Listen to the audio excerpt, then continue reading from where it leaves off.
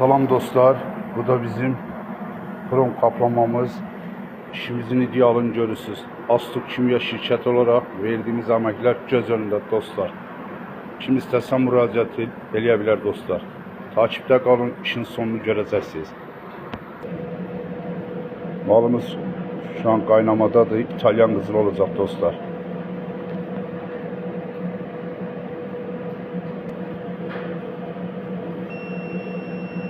Malımız hazır.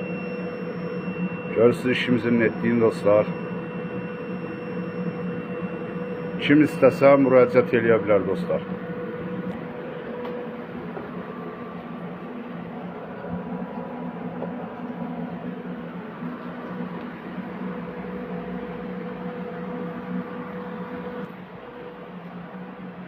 Bax, işlərimiz də belədir.